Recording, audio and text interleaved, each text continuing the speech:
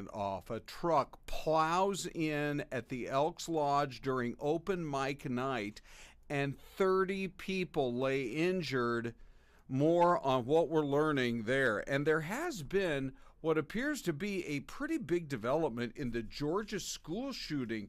Did the mother of that 14-year-old kid with a gun try to warn somebody at the school a half an hour beforehand? That's another big story. And still a lot of questions about how Tyreek Hill, the NFL wide receiver for the Dolphins, ended up on the ground in handcuffs, arrested before the Miami Dolphins game. We've got the picture right there and more on what we're learning. Plus, more and more people are taking a look at wedding invitations and saying, you know what?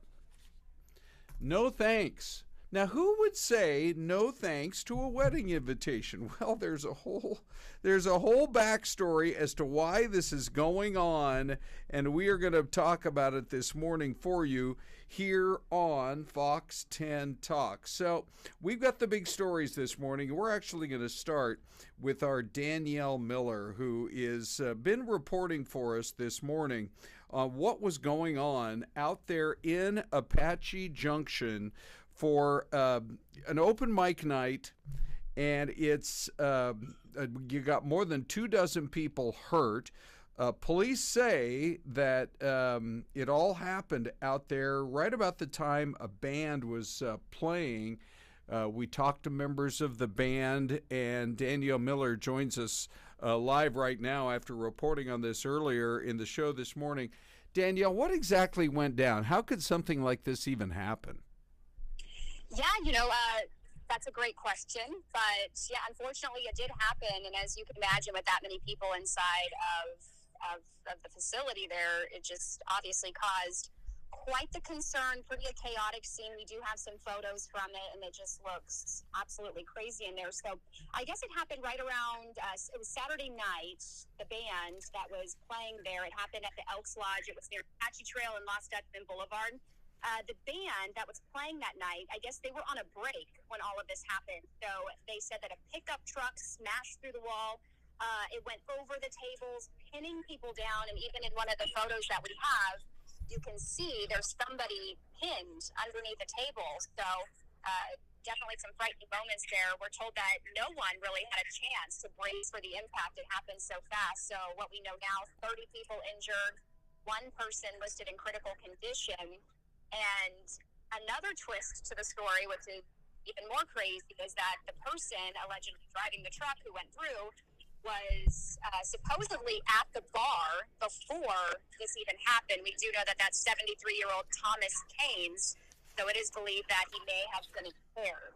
So, yeah, not a good situation, very scary, a lot of people, not good for anybody there.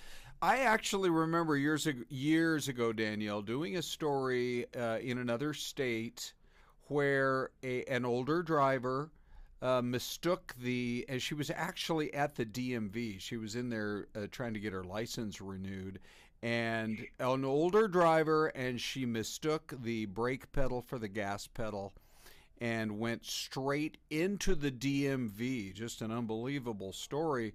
So when you're dealing with a driver maybe in their, say, 70s or 80s, not too many people still have their license when they're in their 90s, but when something like this happens, if it could be a simple mistake like that, but then we add this new element that I believe I have this right, that some sort of impairment might have played a role.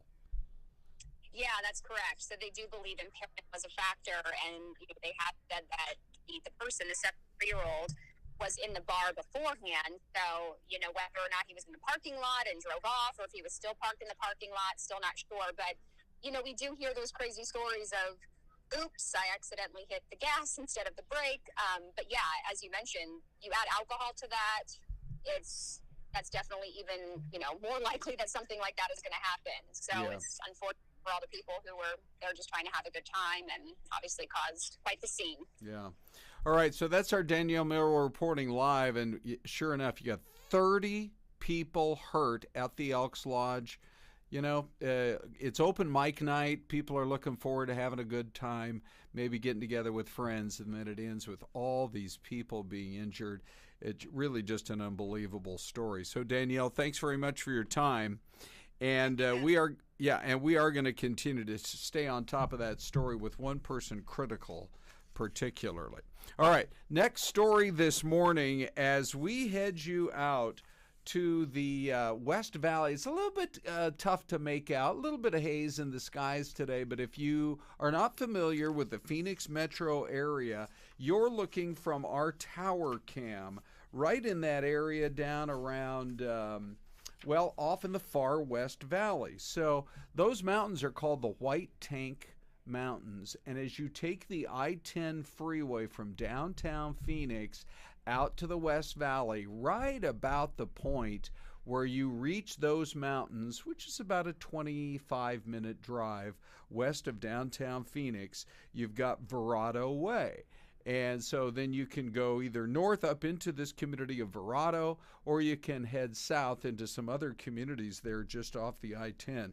And the story that is coming in there this morning is just as heartbreaking as it gets here in the metro area, because we had a little girl that apparently everybody in the family forgot about. She's just 4 years old.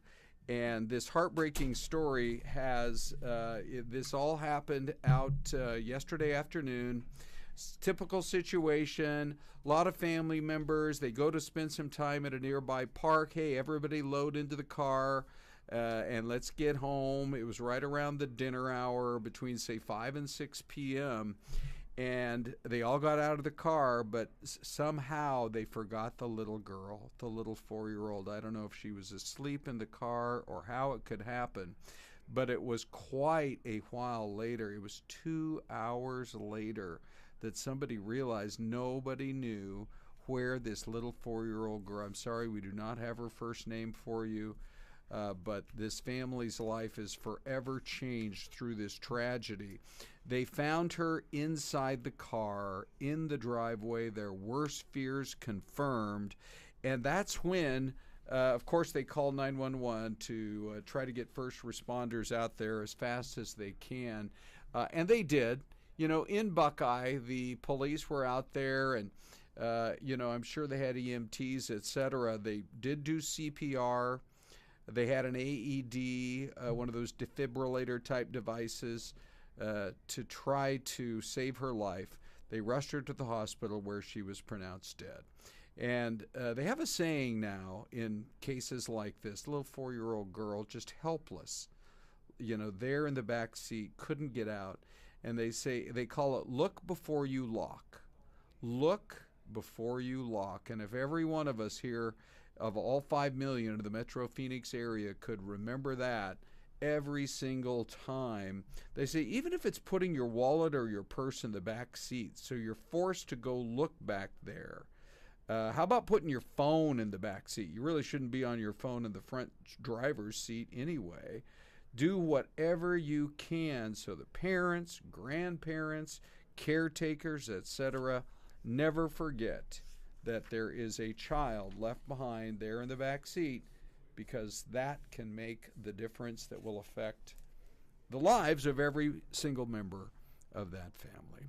All right, we are now going to go on to our next story here, which, by the way, comes to us from of all things, a Dairy Queen in West Phoenix. Celeste joins, by the way. Let me get your microphone on. Good morning, Celeste. Good morning, Ron. We were just talking about Dairy Queen on our show earlier this morning, but this story of a guy who was shot at the DQ, of all things, out there at about 27th Avenue and Cactus. Worldwide audience here on the pod. We try to walk you guys through it. It's just off the I-17, the Black Canyon Freeway in the north part of Phoenix. Decent part of town. What the heck happened? There was a robbery at the DQ. The victim was robbed, but then get this, Celeste. He was shot at the moment that he was, and how often, we do have a lot of people, in Arizona, a lot of people are armed, right? Or at least they have guns. Of course. This guy's robbed, and what do you know? He's got his own gun. He pulls it out, takes aim at the robber, and tries to return fire. So a couple of people got arrested right there, and when our photojournalists were out there, the crime scene tape was still up. You just don't expect to hear something like this at an ice cream shop like a DQ. Absolutely not. So is he claiming self-defense now, I'm guessing? I would sure think so. Yeah. Right? And so he was the one who was shot. He opens fire. 2 people then are taken into custody. But, you know, they're still trying to just sort of sort through it. It had to be a shock for the folks there at the Dairy Queen, that is for sure. One other story that we wanted to bring you guys up to speed on because of some of the developments that have been happening in this case over the last probably 72 hours since Friday. We had just another horrific school shooting here in our country. But this morning comes the word, and boy, does this take it in a whole new direction, that the 14-year-old kid who had that gun, apparently his mother, we had not heard about the mom. The only thing we heard was that a grandfather had stepped into the situation and said, I'm telling you, that boy's home life was so bad, that's what caused him to be in a situation where he did something as horrific as this. Yeah, the 2 teachers, them on the right, there they are, including the one teacher, she was actually shot on her birthday. Oh. And then you had these 2 students, the 2 on the left, who were shot and killed as well, and there was the image of the gunman. But now we learned, Celeste, that the mom apparently notified a school counselor a full 30 minutes before the attack happened. So far, it's from the Washington Post. We're going to try to get additional reporting on it. But she reached out to this counselor, not clear what kind of background the student might have had with the counselor, how aware were they of possible problems he might have been having. But she reached out to call it an extreme emergency and reportedly gave them a 30 minutes heads up. There's no comment yet from the school in terms of, you know, how they handled it. Were they aware of it? Did the message get passed right up the chain of command? Authorities do say the mom is cooperating with them. But this is one of those situations where if a mother or a father, remember that story out of Michigan, the Crumleys? If a mother or a father can just take a moment and say, you know, I'm that last line of defense between my kid and the school, I've got to call them. We don't know what the school's response was just yet. Right. We don't know who she spoke with. We don't know what she shared. I think some of the reports that came out this morning was that there had been some alcohol or drug abuse history of it anyways with the family. We don't know if that played a role, maybe in any type of conversations that had taken place. We just don't know. But the fact that she did give them a 30-minute heads up that it was happening, we don't know who, you know, if they thought maybe it wasn't serious or maybe she didn't speak to the right person. We're just waiting on those details now. Yeah. Okay, a lot more to learn on that, but it does look like at least the effort was made to try to give the school a warning phone call ahead of time. All right, so we're going to take a break here on the podcast on FTT, as we call it. Is that right, Celeste? Is that FTT, I think that's appropriate. Fox 10 Talks. A lot of questions about how Tyreek Hill ended up on the ground in the hours before the game of the Miami Dolphins yesterday, arrested in handcuffs. We've got the picture. We're going to share it with you. Also, why are more and more people taking a look at wedding invitations, looking at them and saying, you know what, no thanks. That's happening now. Maybe we're just going to do a group text.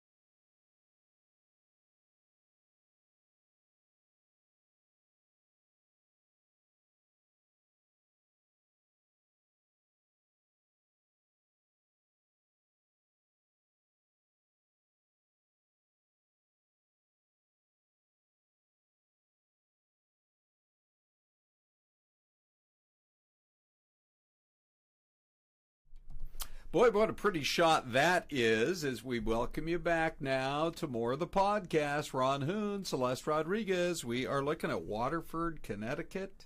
The boat's bobbing in the breeze right there, and those homes right on the water are living the life. That is absolutely beautiful.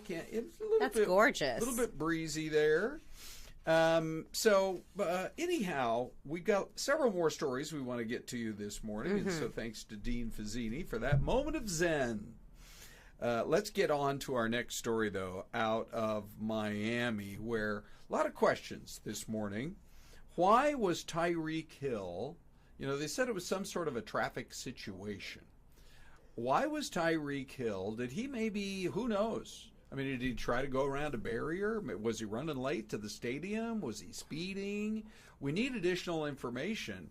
But he ends up down face first on the pavement, and we don't know exactly everything that unfolded, but one officer has now been placed on administrative leave. You've got 4 guys there making the arrest of this player for the Miami Dolphins.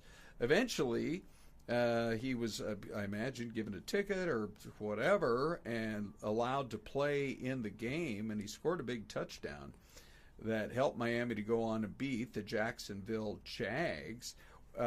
These are the big headlines, but we're still trying to learn more about what happened. Yeah, we're waiting for new information in terms of what did they claim, that it was speeding and reckless driving. And so we don't know. Did you see speeding? I did see speeding earlier. Okay. Yep, this morning when I was reading online on some of the reports, but they never said how fast was he going, or if he don't, like you mentioned. Remember this happened to Scotty Scheffler where he was pulled over. Was it Scotty Scheffler? Was it? Yeah, not that golfer. Yeah, the golfer in Louisville, Kentucky, right in that area, and that was the day of the tournament. And then it came out that it didn't look good for the arresting officer, that he sort of bumped himself into the car to make it seem like Scheffler had hit him. I mean, that did not turn out well for the officer. No, but I feel like maybe they need to email them out like some like little flyers that they can put in their dashboard or something. Okay. Like, hey, I'm a player. I'm a participant. I'm trying to get to the game. I've got to get to the stadium. Right. Hey. I mean, you can't do. When I heard this headline, I jokingly said something like, "Oh, he was probably trying to go 100 miles an hour in a 45 or something like that." I hope it wasn't anything that nuts. But I mean, speeding is something you definitely don't want to do, but you also don't expect to end up on the ground in handcuffs. Absolutely not. So we're waiting for details, obviously, with that. But I feel like there should be, even with when it reminded me of the Scotty Scheffler thing. Yeah. I feel like they should tell these guys, here's your pass, put it on your dashboard, so all the authorities, because these days there's security everywhere. Sure. Around these tournaments and big sporting events. Yeah, maybe that would alert the officers that this guy's clear. All right, so let's get on to our next story. Oh, by the way, I think we do have it. Let me go there. We have a live picture, everybody, from Miami. Dean Fazzini, we got those new. I think we have something, Celeste. Yes, Ron. Like 10,000 traffic cams that have just come into our system. And so that's kind of the northern part of Miami, which up there in Miami Gardens. I haven't been to Miami in forever. Oh, have you seen a Miami police patrol vehicle? No. They're have like blue lights come. You know how everything is fancy in Miami. You know what I'm talking about? Yeah. Let's kind of take it to the next level. Really? Yeah, they've got like neon colors underneath the car lighting up. Ooh. Yeah, I've seen them on the freeway there at night. Oh, okay. Yeah, So I haven't been pulled over, but I've seen them. Okay, good. Right. Just from afar, we wanted to point that out. All right. Well, anyway, we'll find out more as that story unfolds. Let's talk now about why more and more people are saying no to wedding invitations. It's one of the big trending stories. So it's a survey by datingnews.com. It shows nearly 1 in 3 Americans admit to having skipped at least one wedding in the past 12 months, Celeste. Why? Now, I jumped in on the morning show this morning. I said, because they schedule them on college football Saturdays. Yeah, avoid the fall. Come on, if Ohio State's playing Michigan and you live in one of those states, you going to schedule a wedding? Either that or you're going to make sure all the flat screens are showing the big game, Correct.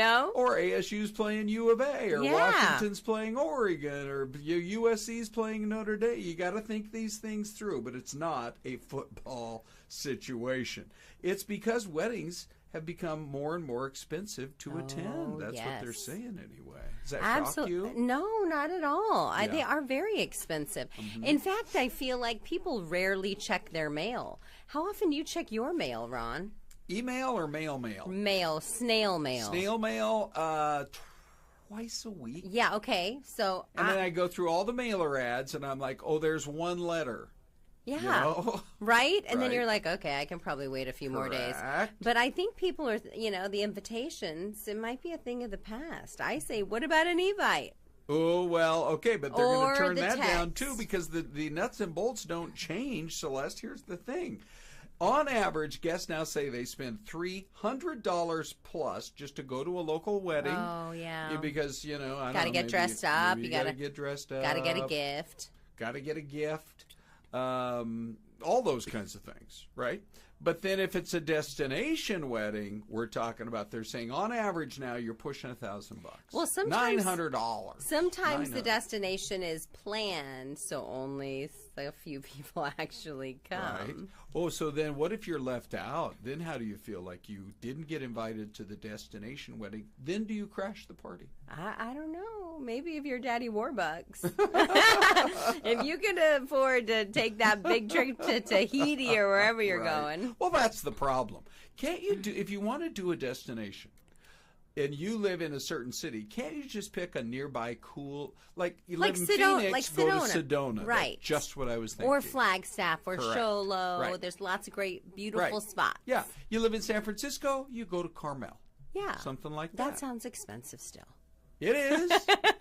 But I see where you're going. You live in Seattle, you go up onto Mount Rainier. Okay. I mean, or that's Snohomish. unorthodox, What are or- the Snohomish Falls? Snoqualmie Falls. Snoqualmie Falls. That's weird that you would mention that's actually where I proposed. No way. To my wife, Renee. Wow. 45 years of wedded bliss this year. I'm kind of like your work wife, so I don't know. No wonder. Yeah.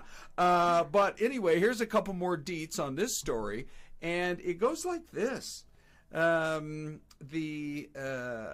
Apparently, they feel like $900 is just too much to spend. People are already way down. It's a lot of money. Even $300 for a local wedding. So, yeah, 1 in 3 say, no thank you. I am passing on the whole idea of going to the wedding. It's a hard adjustment for some couples, especially the bride. She's thinking, this is the most important day, not only in my life, yes, but in all 300 people I'm inviting. Oh, well, it's my not. goodness. It's not their most important day. It's Wow. your most important day. So what if you did this? What if you just kept it small? Yes. Maybe like 30 people. Okay. Had a gathering. Okay. They were there with you on the very big day. Yeah. And then afterwards, you threw a big party and just invited everybody to come hang.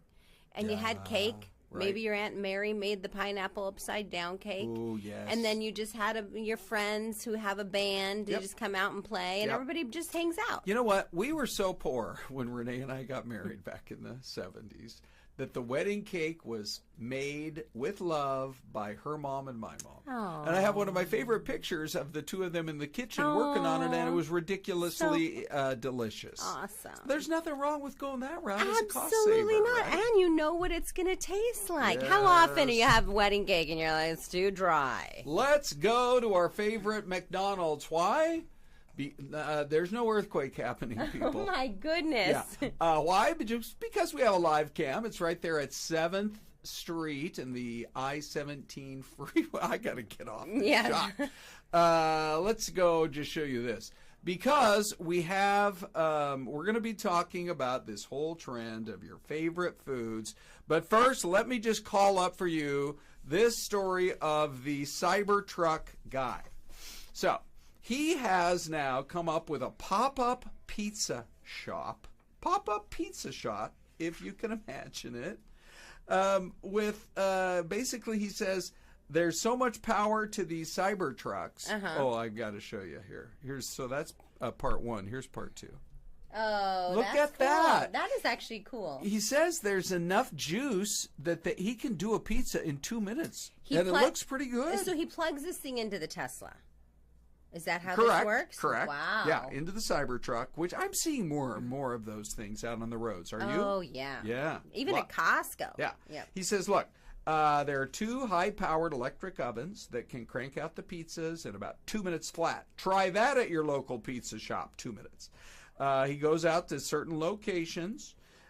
He says he can run it for 8 hours at a time and still have enough juice to drive the cyber truck back home. That is pretty cool. Yes. That is a great side hustle. Does he make money? Is that the idea? I think so. What Look, he's even given it a name. I see right there. It's thin crust pizza. And he obviously takes it to parks, and other spots that are going to be super popular. I think he's in Jersey. It's called the Jersey Thin. Yeah, look at that. See, he's parked right out on the grass. Is that a mirror image? Or no, there's 2 cyber trucks. I don't know if it takes 2 cyber trucks to run the operation or what's going on. But quite interesting. Creative and good for him. He needs the money to pay off the Cybertruck. Yes, he does. Oh, by the way, poll question, is pizza what you could live on for the rest of your life? 583 people saying yes, it is. But you got pasta voters, burgers, tacos. Only ice cream is lower down the totem pole.